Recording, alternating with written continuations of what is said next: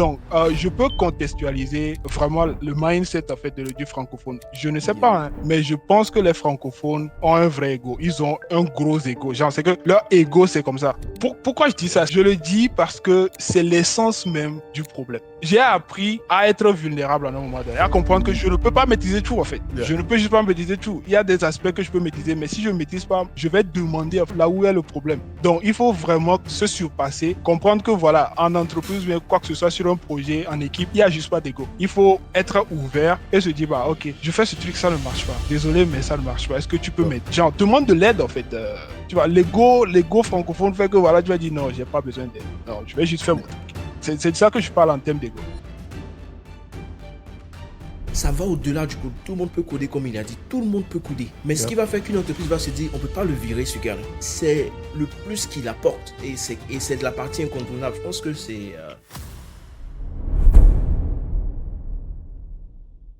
On est en Afrique, on pense que voilà, non, on apprend juste pour l'écosystème, on fait les choses selon l'écosystème, mais il faut jamais avoir ce mindset. Il faut toujours penser global. Try to be, a global software engineer instead of a local software engineer. Parce que quand tu es global, il y a des compétences qu'il te faut. Et comme je le mentionnais, la communication, très très importante, la communication. Les soft skills, c'est que tu dois avoir genre une tonne de soft skills en fait. Tu dois être réactif, proactif comme Dave l'a mentionné. Parce que c'est hyper important en fait dans l'écosystème. Le titre du poste, c'est le plan exact pour devenir visible, utile et incontournable dans la tech. Et je pense qu'il vient de donner la source. Là, il est l'archétype, il est l'exemple parfait même de comment devenir visible, utile et incontournable. Donc visible, il a commencé par travailler en public. Il n'a pas eu peur de jouer en public. Utile, il a appris avec les entreprises.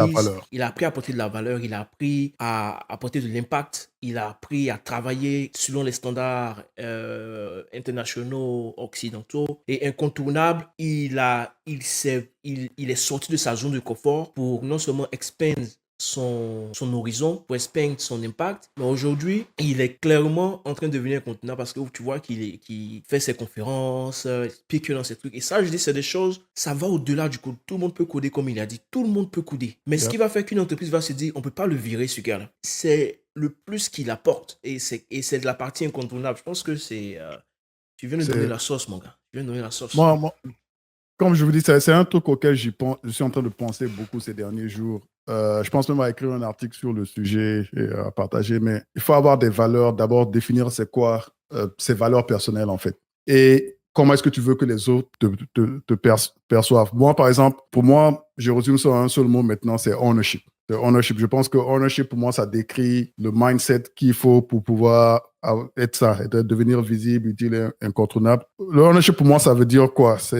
Je vais réduire ça en termes pratiques, en deux choses, c'est le code et puis le customer service. Je pense que, et pour traduire ça en français, sur customer service, c'est service client.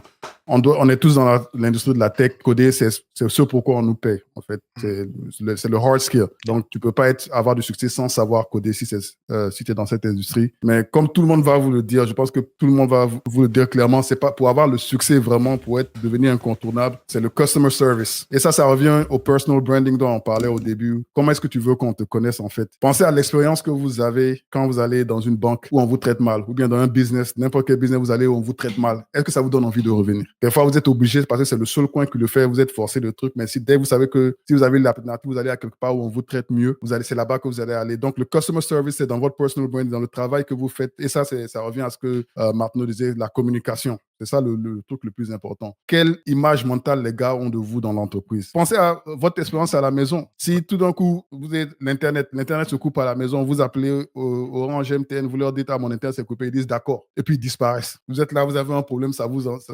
fatigue. Mais vous avez appelé, vous avez fait le report. Mais comparez ça à vous appeler, on vous parle d'un bon ton, on prend vos problèmes, on vous dit d'accord, on s'occupe de ça. 2 heures plus tard, on vous appelle, on est toujours en train de regarder le problème, voilà ce qui se passe.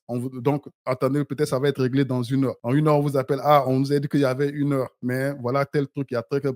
Là, vous vous sentez valorisé. Mais ça, c'est ça. Est-ce que quand je vous dis le customer service, là, c'est comme ça que... Mais derrière ça, ce que je dis, si vous êtes le développeur, vous êtes en train de travailler sur une feature, un truc, c'est à ça qu'on s'attend, en fait. C'est ça qui fait la différence, en fait. Moi, je dis toujours, en tant que manager, moi, ce que je demande de mes reports, je veux que le modèle du partage d'informations là, je veux que ce soit push au lieu que c'est. Donc le développeur doit push information à moi, alors que c'est moi qui dois pull information. C'est-à-dire que never do that. je ne devrais pas aller vers vous pour savoir qu'est-ce qui se passe. Comme Martino l'a dit quand il travaillait à la compagnie américaine, là, on ne devrait pas avoir à vous babysit en fait. C'est pas vous qui êtes en train de dire, voilà, à votre manager ou à votre customer. Tout le monde est votre customer. Votre manager, vos collègues, les clients eux-mêmes, c'est vos customers. Et votre travail, c'est de s'assurer que chacun sait exactement ce que vous êtes en train de faire pour eux en temps réel, en fait, et le plus rapidement possible, qu'ils sachent que vous êtes en train de vous occuper d'elle. Si vous adoptez ce modèle mental de vos interactions, je ne pense pas que vous allez dire que non, j'ai échoué dans ma carrière en appliquant ce modèle-là. C'est très important. Et ownership, ça veut dire quoi? Ça veut dire que c'est quand vous confiez quelque chose, c'est votre mission. C'est votre mental. Ça devient votre mission. Ça veut dire que vous ne dormez pas tant que cette mission. Et c'est pas dire les grands projets, c'est du plus grand projet au plus petit projet. Vous ne faites pas de différence, en fait. Que ce soit un bug qui demande juste une petite ligne, une feature qui demande des semaines de trucs, vous traitez ça de la même manière, en fait, en termes de réactivité, de communication dessus. Mais encore, ça revient toujours à cet aspect de communication-là, en fait. Là. Comment est-ce que vous gérez la communication et le service client autour du travail que vous faites, en fait. C'est très important. Moi, c'est le conseil que je peux vous donner aujourd'hui. Dave, Martin, je ne sais pas si vous voulez rebondir dessus. Je voudrais aussi encore revenir sur ce que tu viens de dire parce que c'est très intéressant. Je me rappelle quand je travaillais avec la première boîte aux États-Unis, je me rappelle que en fait, c'était une équipe très hybride. Bon, j'ai toujours travaillé avec des équipes hybrides, mais celle-ci était très hybride. Du genre, on avait des personnes en Australie. Eux, je crois, c'est GMT plus ou 8, comme ça, voilà.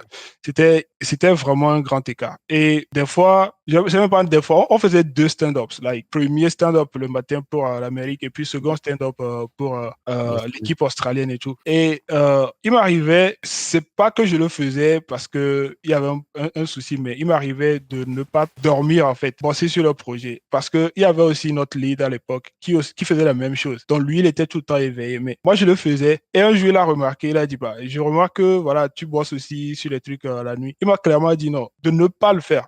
En fait, il m'a encouragé de ne pas le faire parce que il voyait, en fait, que je mettais vraiment de l'énergie ou bien beaucoup de travail pour que je puisse réellement faire marcher le produit, en fait. Donc, il me disait non, de ne pas le faire parce que même à ce moment, je n'étais même pas payé pour le overtime que je faisais.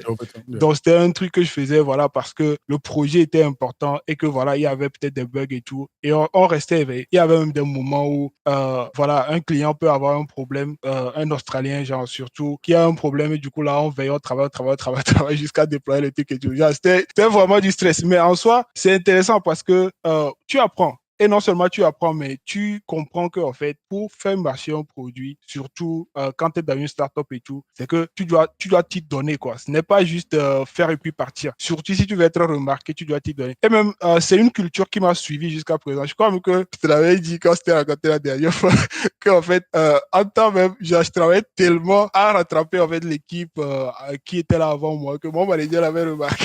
Il m'a dit non, calme-toi, chill.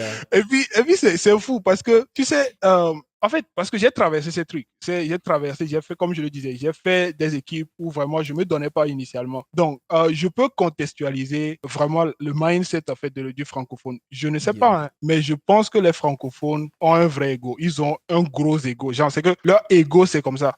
Pourquoi je dis ça? Ce n'est pas pour nous faire du mal ou bien dire ça pour voilà, se moquer de nous. Voilà. Je le dis parce que c'est l'essence même du problème. Parce que j'ai appris à être vulnérable à un moment donné, à comprendre que je ne peux pas maîtriser tout, en fait. Je ne peux juste pas maîtriser tout. Il y a des aspects que je peux maîtriser, mais si je ne maîtrise pas, je vais demander, en fait, là où est le problème. Donc, il faut vraiment de se surpasser, comprendre que, voilà, en entreprise, quoi que ce soit sur un projet, en équipe, il n'y a juste pas d'ego. Il faut être ouvert et se dire, bah, ok, je fais ce truc, ça ne marche pas. Désolé, mais ça ne marche pas. Est-ce que tu peux m'aider? Genre, demande de l'aide, en fait. Tu vois, l'ego francophone fait que, voilà, tu vas dire, non, j'ai pas besoin d'aide. Non, je vais juste faire mon truc. C'est de ça que je parle en termes d'ego.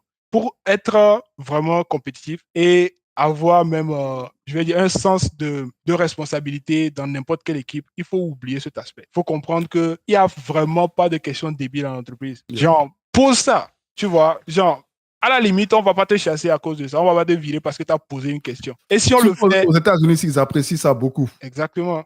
Ça montre une certaine maturité d'esprit. J'ai un copain qui qui est rentré dans un truc où il s'y connaissait pas. C'était un peu comme un changement de carrière pour lui. Il m'a dit quelque chose qui m'a beaucoup plu. Il dit que quand il est allé voir les gens, ceux qui travaillent sur le projet, les experts, ceux qui ont travaillé dans le domaine, il leur a dit que bon, je suis nouveau. Je comprends pas vraiment ce qui se passe et je vais poser des questions. Peut-être ces questions-là pour toi, pour vous, ont l'air stupides, mais je vous demande juste de tolérer ça. Je suis en train d'apprendre. Mais si dans 6 mois, je vous pose la même question encore, vous avez le droit de vous fâcher contre moi. Exactement. Mais pour l'instant, comprenez que je suis en train d'apprendre. J'ai aimé cette approche-là, en fait, quoi. Non, Et exactement. il a dit que ça l'a aidé. Les gens se sont vraiment ouverts à lui. On lui a permis de trucs parce qu'il n'est pas venu comme tu dis, avec un ego pour dire je suis le meilleur, je comprends déjà tout, mais essayer de cacher ça et trucs. Et tout le monde, quand les gens savent ça, ils vont extra pour t'aider, en fait. Exactement. Parce que, comme on dit chez nous, tu dois donner le bonheur, le respect. C'est ça. Donc, reconnaître que c'est eux les autres qui ont notre aidé, que tu es là pour apprendre, en fait. Effectivement. Il faut être selfless, en fait. Selfless.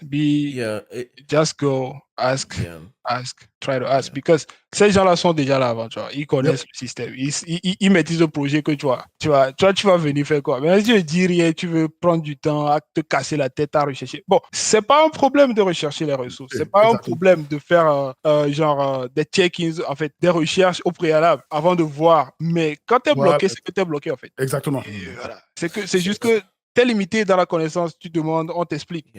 Voilà. Tu avances. C'est simple. Tu avances.